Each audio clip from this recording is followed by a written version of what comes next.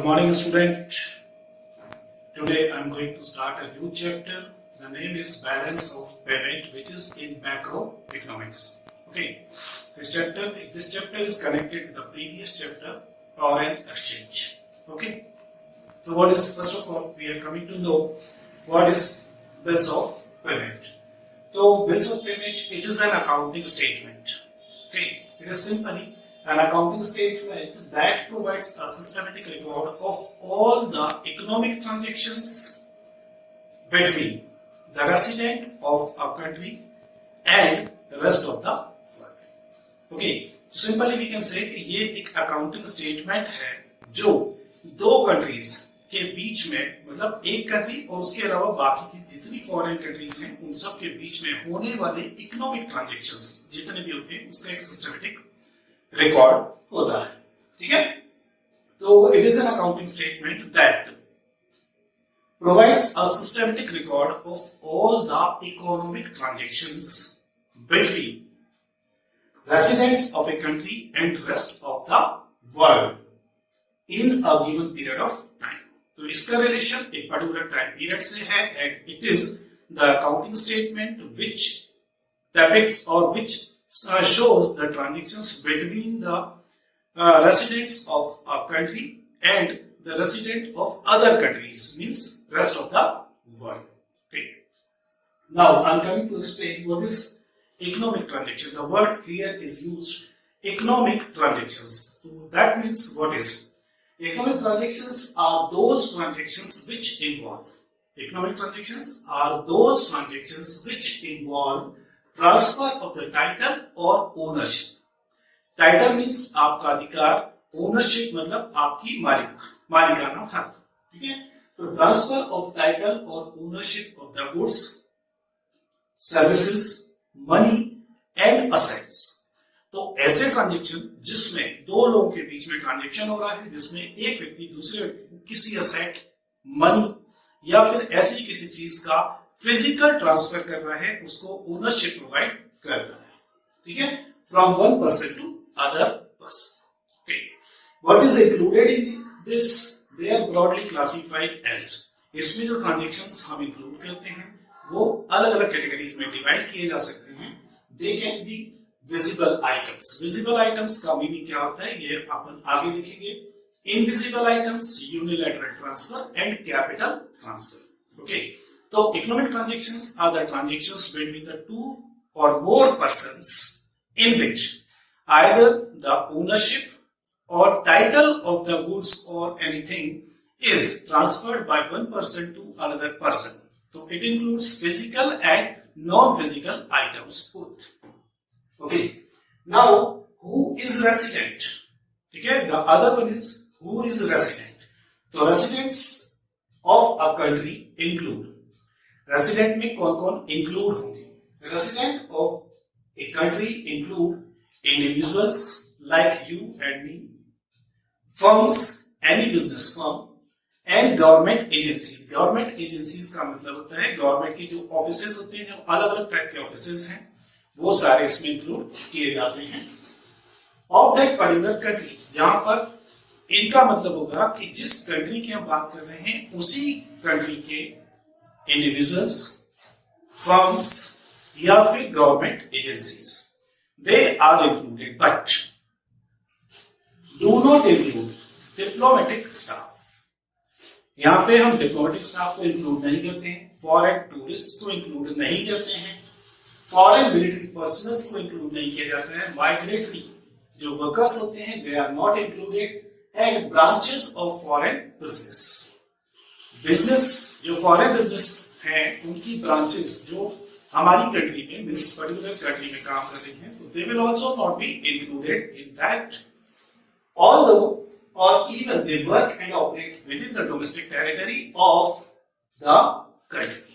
Okay, यहाँ पर इसका जो मीनिंग हो रहा है वो ये हो रहा है कि जब हम किसी पर्टिकुलर कंट्री की बात करते हैं तो उस पर्टिकुलर कंट्री के जो इंडिविजुअल पर्सन्स हैं, जो फर्म्स हैं, जो गवर्नमेंट एजेंसीज हैं, वो सब इसमें इंक्लूड होंगे जो उस कंट्री में वर्क कर रहे हैं या रह रहे हैं. ठीक है, अपना जो भी काम है वो उस कंट्री में कर रहे हैं. लेकिन इसमें हम इंक्लूड नहीं करेंगे जो उस कंट्री में तो रह रहे हैं, but they are diplomatic staff.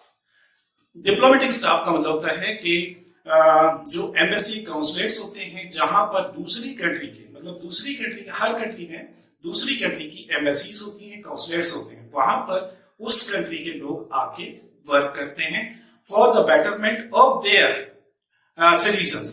जैसे इंडिया में बहुत सारे फॉरेन के लोग यहाँ पे रहते हैं, तो उन लोग की हेल्प करने के पॉइंट ऑफ व्यू से यहाँ पर उन सब कंट्रीज ने अपनी अपनी एम्बेसीज खोली हुई हैं। ऐसे ही इंडिया ने डिफरेंट कंट्रीज में एम्बेसीज खोली हुई हैं, जो वहां पर जब इंडियंस को कोई प्रॉब्लम होती है तो they help them in that country, तो they are known as diplomatic persons.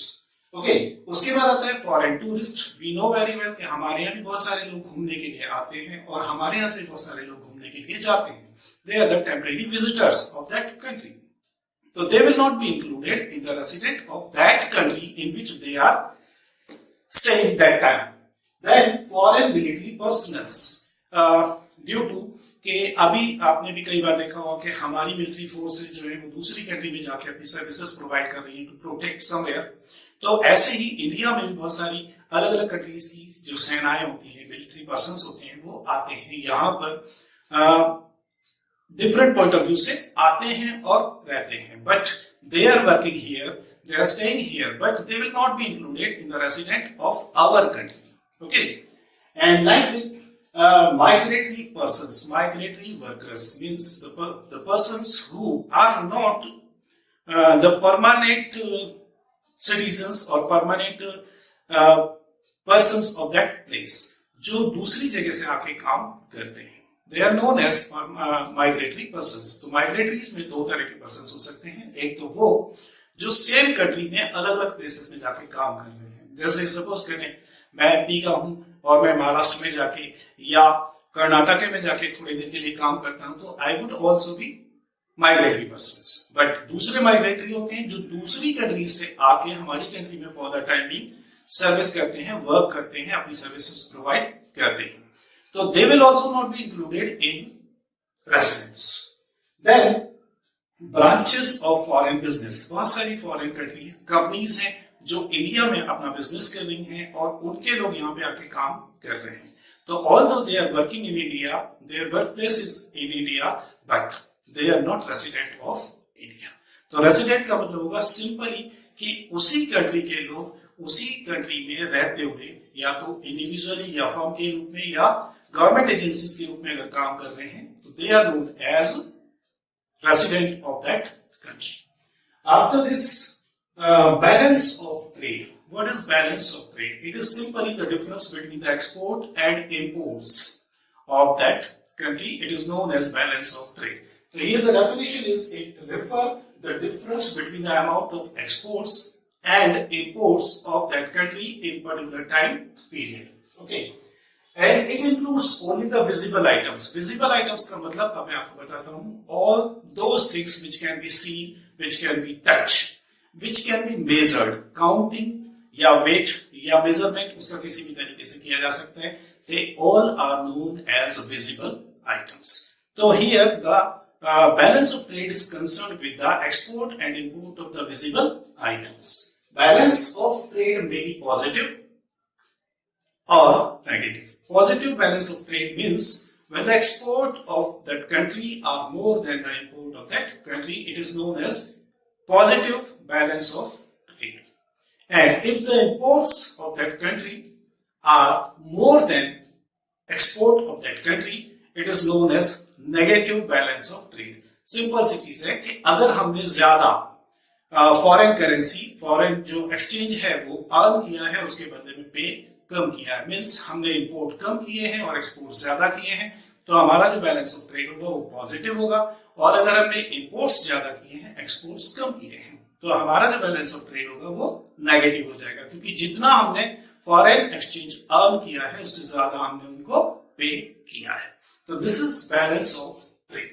Now visible items, these includes all types of physical items which are made of some matter or material. वो सारी चीजें जो physical हैं, जो किसी ना किसी चीज से जनरेट की गई हैं, बनाई गई हैं, प्रोड्यूस की गई हैं, which can be seen, touched or measured, जिसको आप देख सकते हैं, टच कर सकते हैं और छू भी सकते हैं।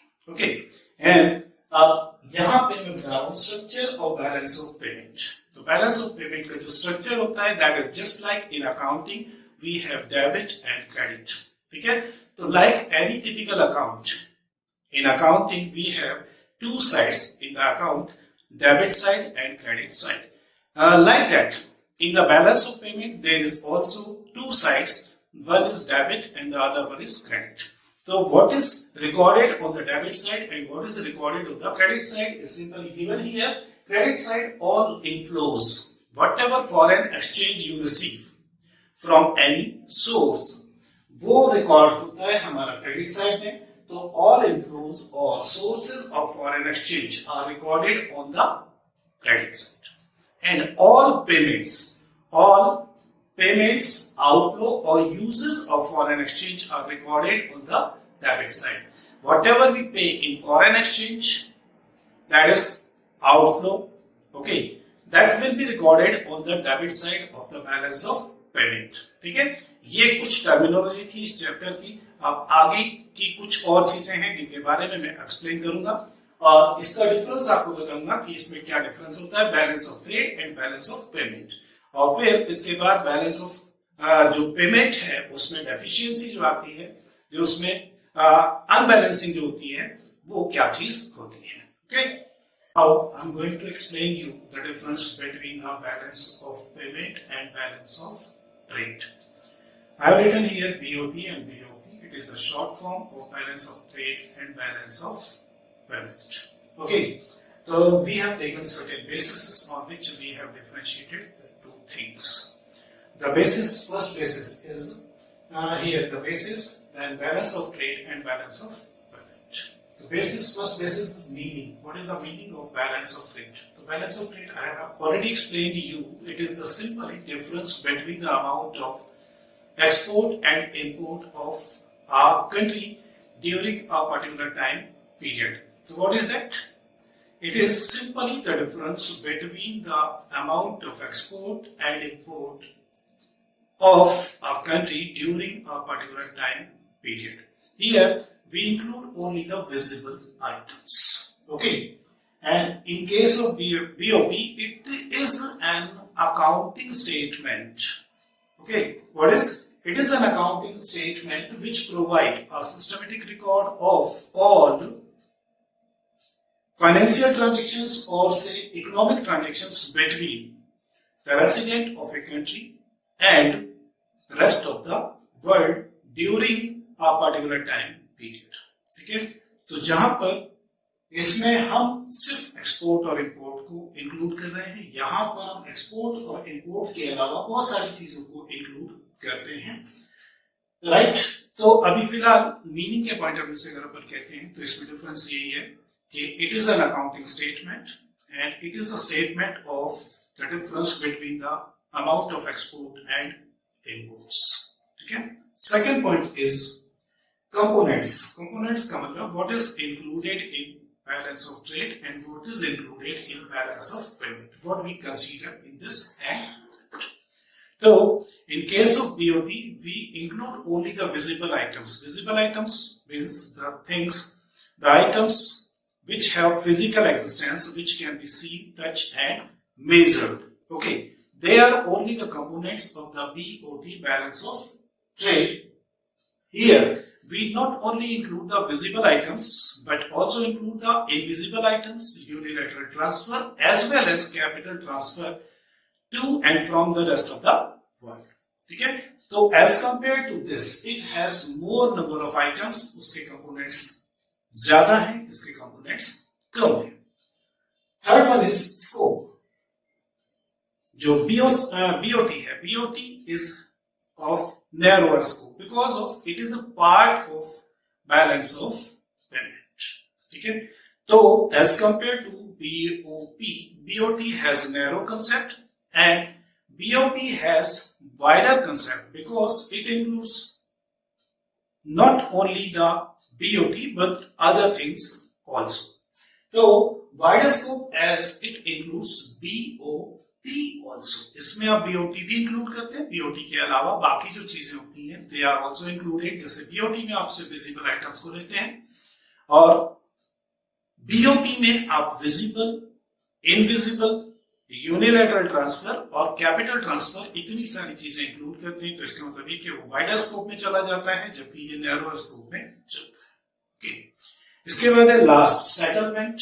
सेटलमेंट का मतलब यहाँ पर जो है वो क्या है?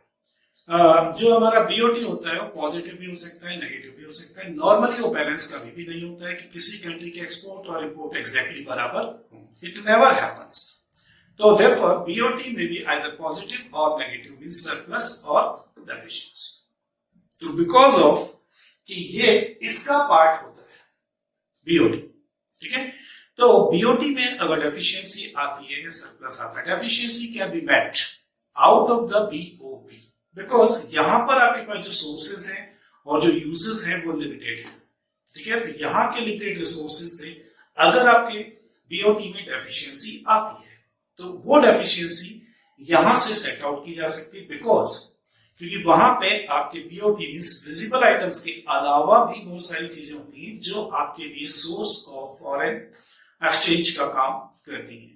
तो बीओटी डेफिशिएंसी और BOT negative balance can be adjusted through the BOP items.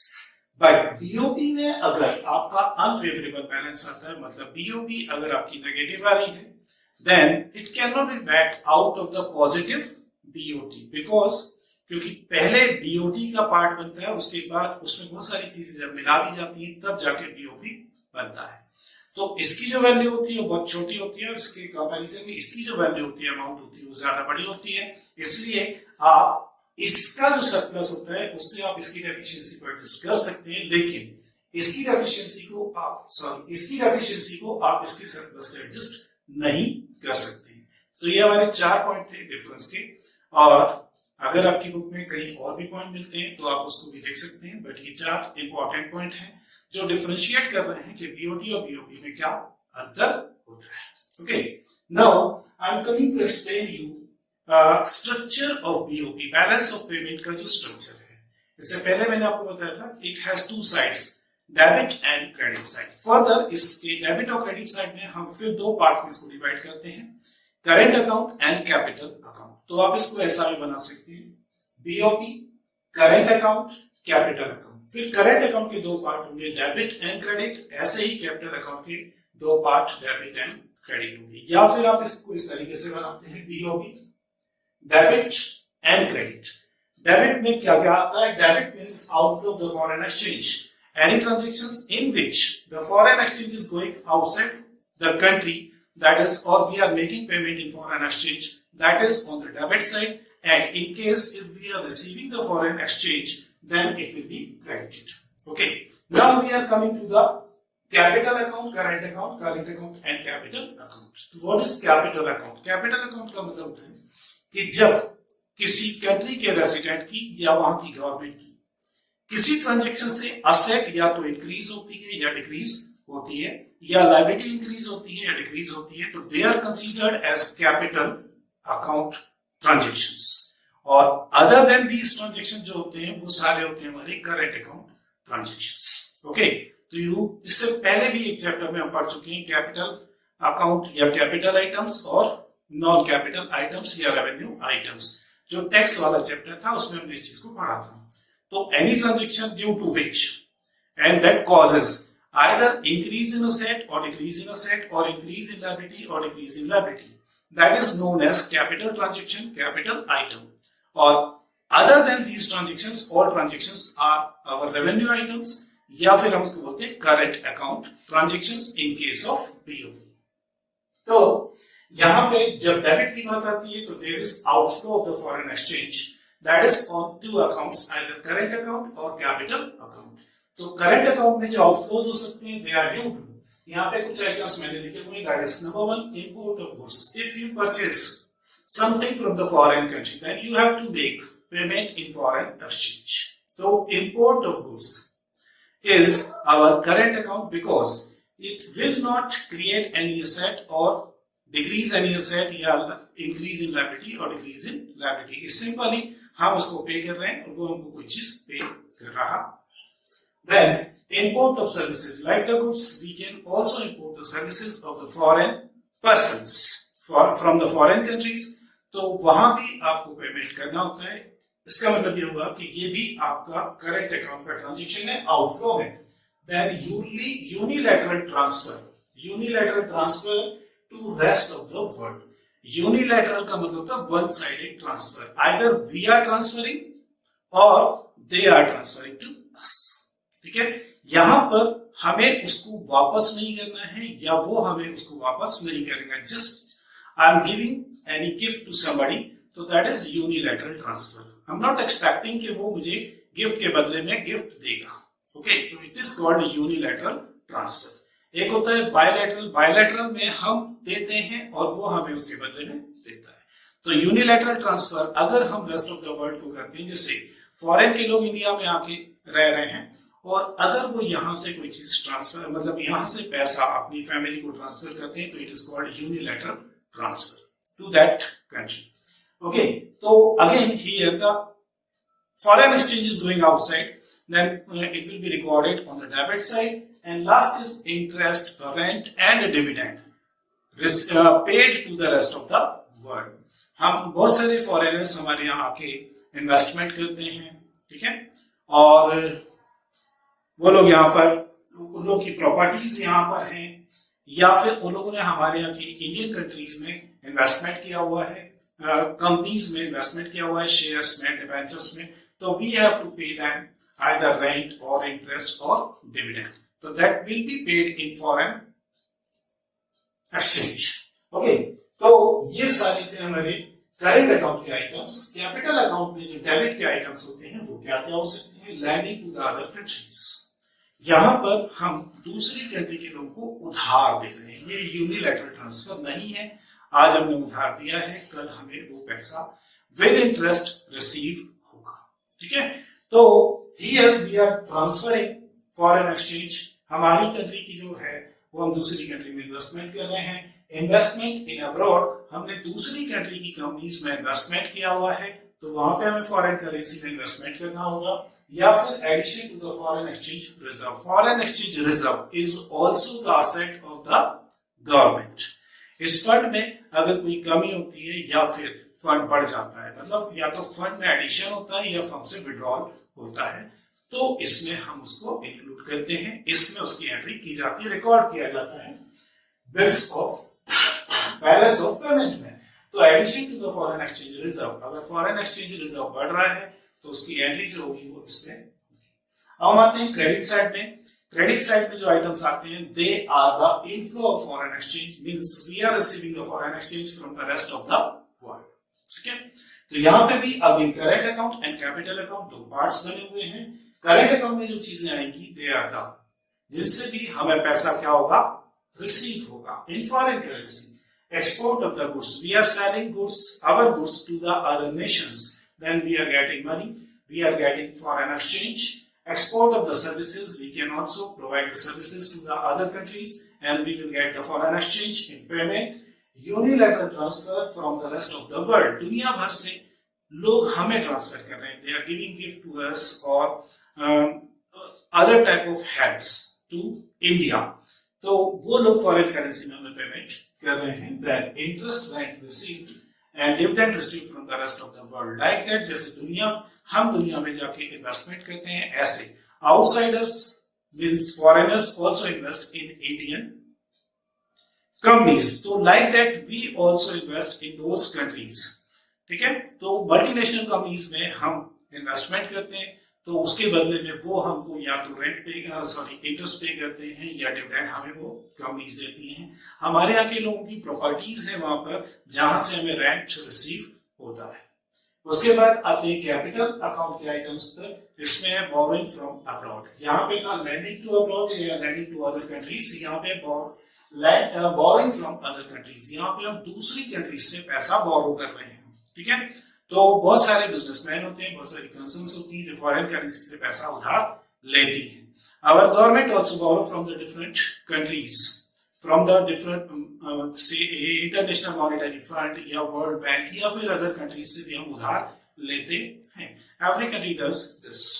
Then investment from abroad, बाहर के लोग इंडिया में आके इन्वेस्टमेंट कर रहे हैं. फॉरेनर्स इंडिया में बिजनेस सेटअप कर रहे हैं या फिर वो इंडियन कंपनीज में पैसा इन्वेस्ट कर रहे हैं.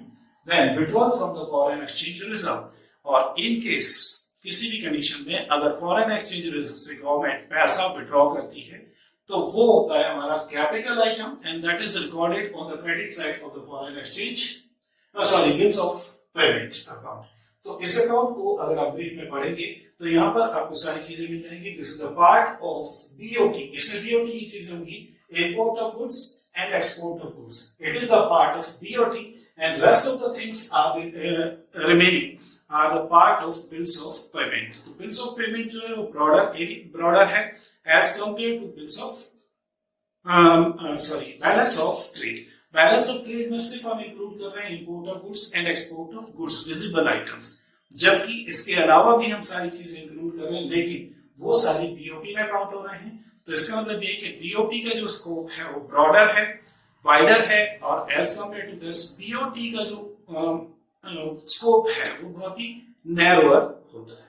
ओके, और अब इसकी लिटिल बिट कुछ चीजें और हैं जो मैं आपको एक्सप्लेन करने जा रहा हूं. The transactions which are recorded in BOP can also be divided into categories, या हम उसको दो तरीके से और डिफाइन कर सकते हैं. ट्रांजेक्शंस जिसमें autonomous transactions and accommodating transactions. Autonomous transactions means the transactions which are incurred for the purpose of earning or for the motive of earning certain profit or maximizing of profit. ठीक है, वो सारे transactions जो basically इस point of view से किए जाते हैं कि हम उससे कुछ ना कुछ अर्न करेंगे, प्रॉफिट कमाएंगे, वो सारे ट्रांजेक्शंस कहलाते हैं हमारे autonomous transactions. Transactions which take place due to some economic motive like profit maximization are known as autonomous transactions. Some examples of the autonomous transactions are export and import of the goods and services, borrowing and lending to and from the rest of the world and by the private individuals in international market, investment from the abroad or to the abroad, वगैरह वगैरह जैसे जो transactions होते हैं वो कहलाते हैं हमारे ऑटोनोमस ट्रांजेक्शंस. तो ऑटोनोमस ट्रांजेक्शंस में बी ऑफ कैपिटल ट्रांजेक्शंस और करेंट ट्रांजेक्शंस, बोथ दोनों हो सकते हैं. ठीक है, तो finally autonomous transactions are the transactions which are incurred और which are done due to earning profit और मैक्सिमाइजिंग प्रॉफिट ऑफ इंडिविजुअल और ऑफ द बिजनेस. ठीक है, autonomous transactions are also known as or called as above the line transactions. मतलब इनका दूसरा नाम भी हो सकता है, इनको कहा जा सकता है above the line items और above the line transactions. Okay, अब ये जो ट्रांजेक्शंस होते हैं जिसमें हम एक्सपोर्ट भी कर रहे हैं, इंपोर्ट भी कर रहे हैं, तो due to export and import there is inflow of money and outflow of money, means inflow of foreign currency and outflow of foreign currency. So because of both of them can never be equal, either of the two will be more and less. Means inflows are more, outflows are less, or outflows are more, inflows are less. There may be a situation. ठीक है, तो to make up the difference or to clear the difference of the import and export, import and export नहीं, inflow and outflow of the transactions. BOP से जो deficiency या surplus generate होता है BOP में ड्यू टू ऑटोनोमस ट्रांजेक्शंस, जो surplus या deficiency generate होती है उसको सेट ऑफ करने के लिए, उसको एडजस्ट करने के लिए जो ट्रांजेक्शंस किए जाते हैं वो कहलाते हैं हमारे अकोमोडेटिंग ट्रांजेक्शंस. ओके, तो autonomous transactions have some motive of profit maximisation. They are not done according to see the balance of payment, कि हमारे बैलेंस ऑफ पेमेंट की सिचुएशन क्या है उसको देख के हम ऑटोनोमस ट्रांजेक्शंस नहीं करते हैं. ऑटोनोमस ट्रांजेक्शन को सिंपल ही किया जाता है कि I have to earn profit from the transaction, I have to earn something from the transactions. जबकि इन ट्रांजेक्शंस के कारण जो डिसइक्विलिब्रियम पैदा होता है, हमारा जो जनरेट होता है disequilibrium in BOP, to cover up that or to adjust that disequilibrium, The transactions are incurred, they are known as accommodating transactions. The transactions that are undertaken to cover the deficit or surplus in autonomous transactions. Okay. Such transactions are determined by the net consequence of the BOP. ये जो हमारा transaction है accommodating transaction, it will depend on the net effect of autonomous transaction. Autonomous transaction का जो net effect आएगा, either it will be surplus or deficiency in foreign exchange. ठीक है, तो उसको सेट ऑफ करने के लिए फिर हम डिसाइड करते हैं कि what should be the accommodating transaction.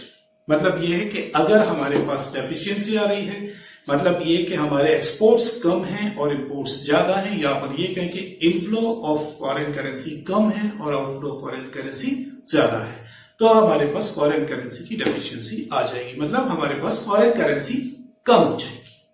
ठीक है, अब जो फॉरेन करेंसी कम होगी तो हमें आगे अपने आप को सर्वाइव करने के लिए, बिकॉज ऑफ हमें आगे भी इंपोर्ट करने हैं, तो वहां पे हमारे सामने पेमेंट की जो प्रॉब्लम है वो खड़ी हो जाएगी.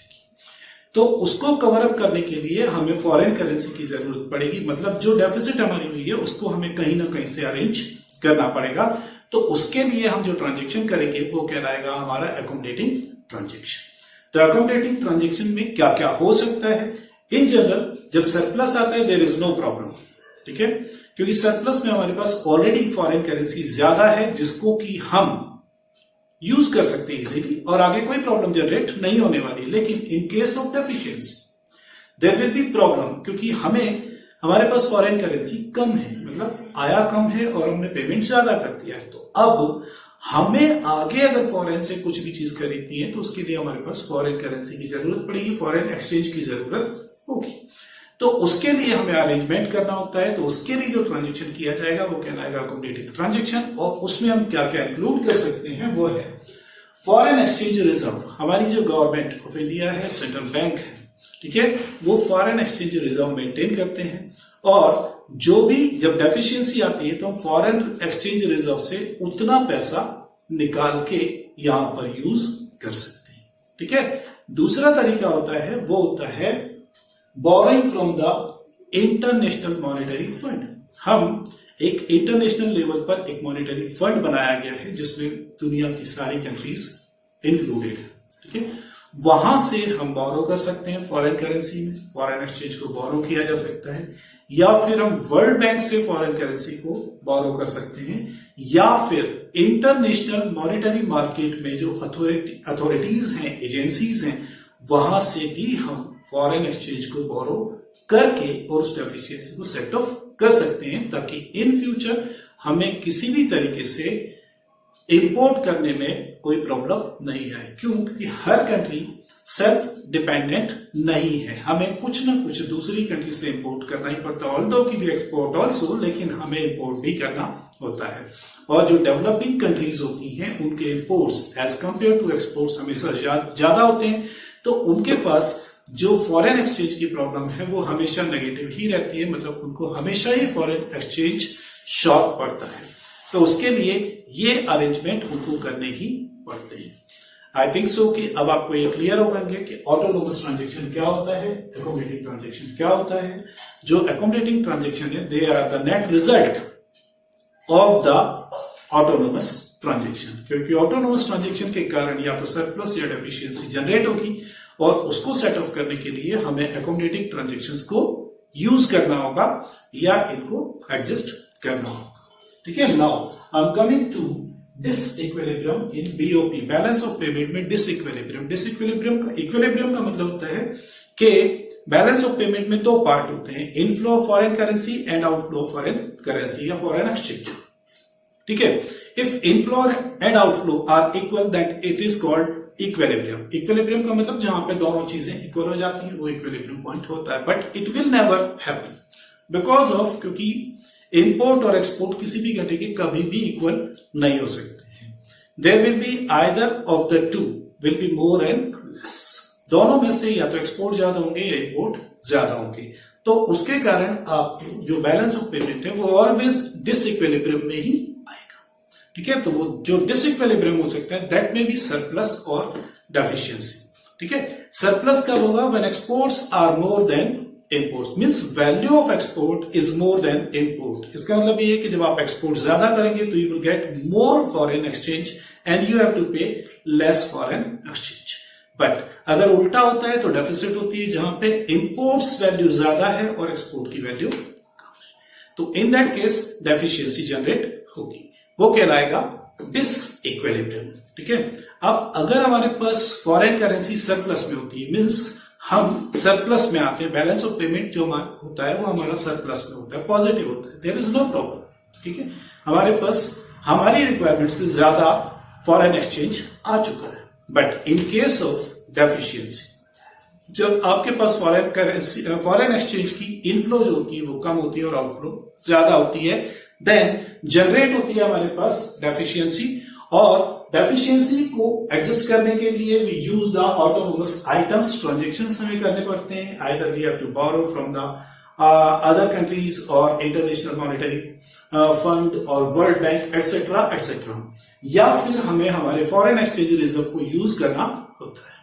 ठीक है, तो ये तो हो गई हमारी बात कि डिसइक्विलिब्रियम का मतलब क्या होता है, when there is difference between the value of inflows and outflow, that is known as disequilibrium. It may be positive or it may be negative.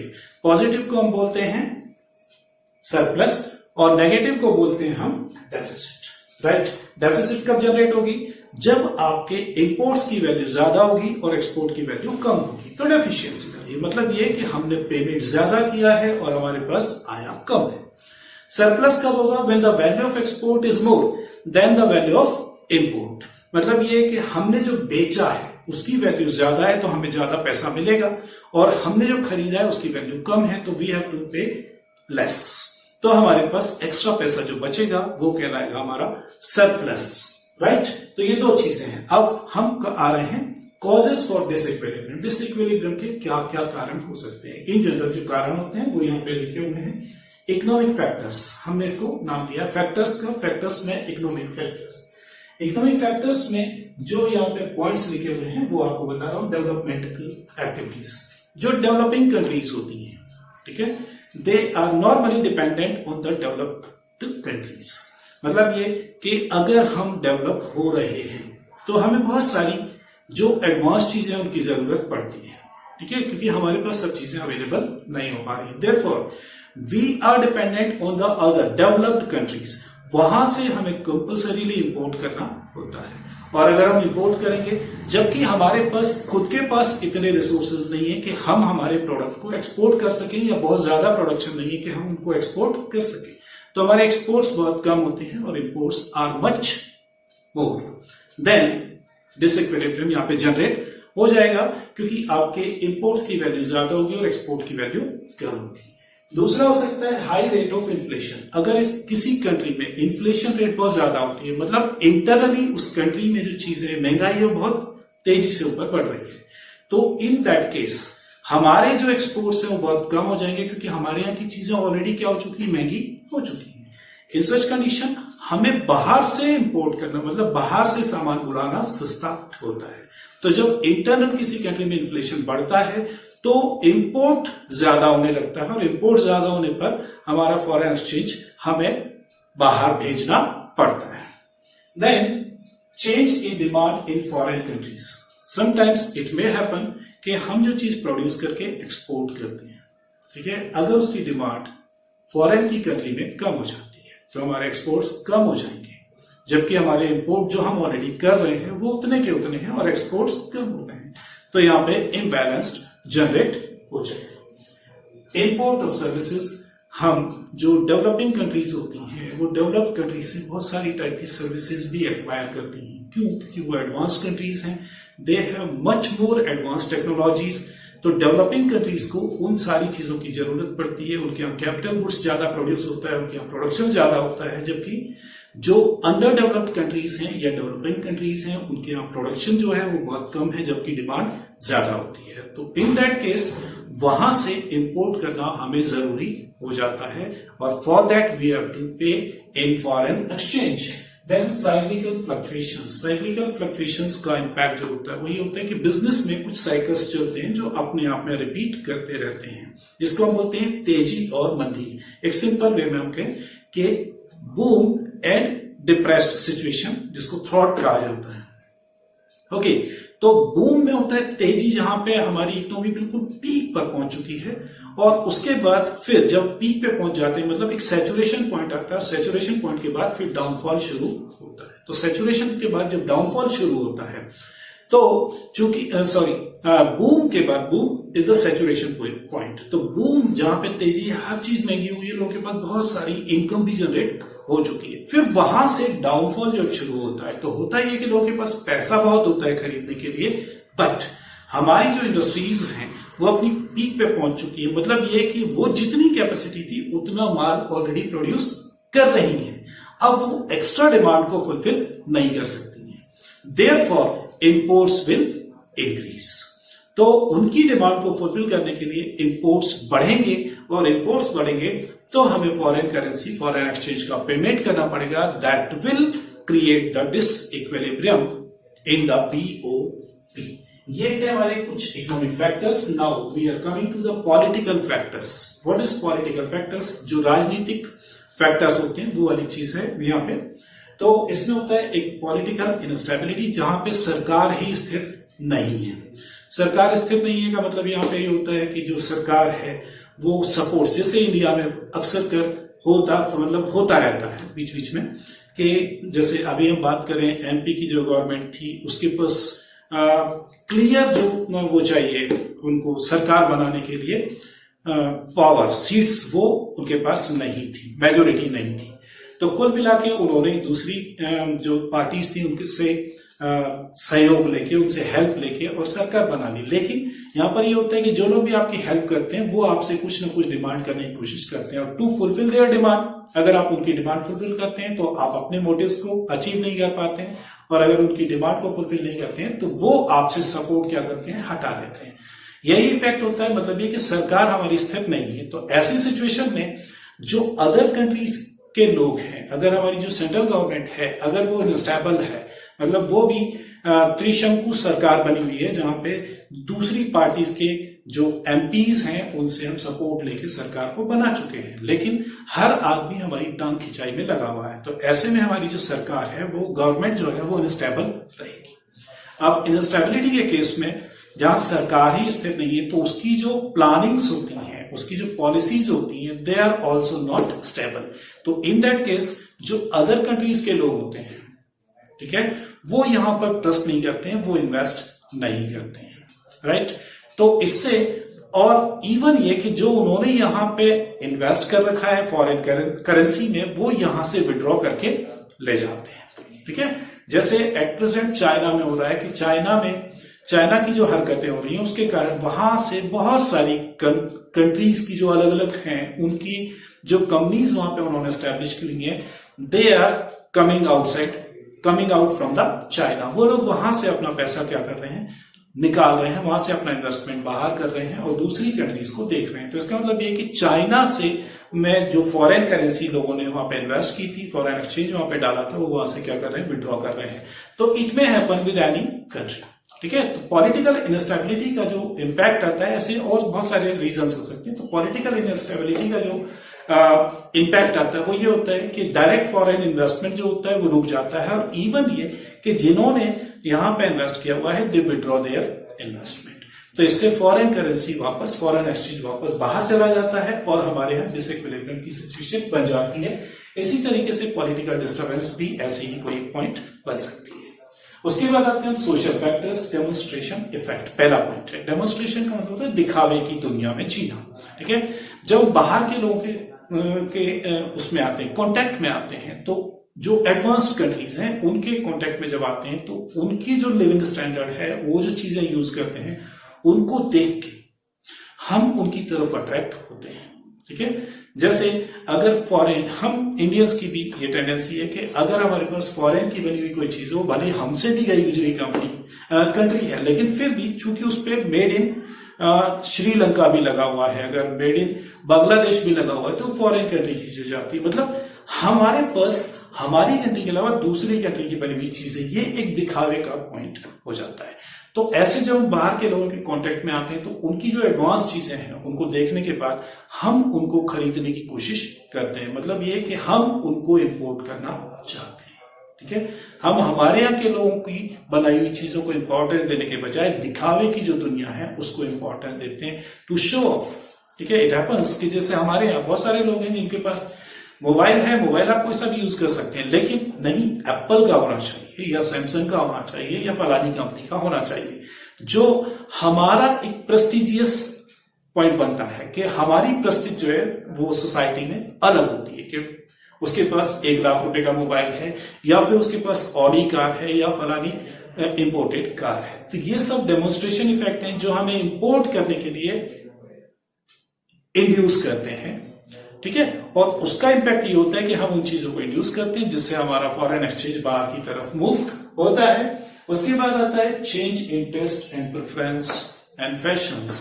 बहुत सारी कंडीशंस में ऐसा होता है कि टेस्ट चेंज हो जाते हैं, प्रेफरेंसेस चेंज हो जाते हैं। जैसे हम यहां से एक्सपोर्ट कर रहे हैं बहुत सारी कंट्रीज को, बट वहां पर अचानक ट्रेंड चेंज हो जाता है, वहां की प्रेफरेंसेस चेंज हो जाते हैं, तो हमारे एक्सपोर्ट्स क्या होते हैं, फेल हो जाते हैं। वेदर कंडीशंस भी जो होती हैं वो भी सारी हैं जो हमारे एक्सपोर्ट और इंपोर्ट को अफेक्ट करती हैं और अल्टीमेटली डिसइक्विलिब्रियम को जनरेट करती हैं। तो these are the reasons. Ultimately this was the chapter balance of payment. Balance of payment में क्या होता है, उसके कौन कौन से कंपोनेंट्स होते हैं, वो पॉजिटिव हो सकता है, नेगेटिव हो सकता है, और उसके क्या कारण हो सकते हैं, ये सारा हमने इस चैप्टर में पढ़ा। And now this chapter is over.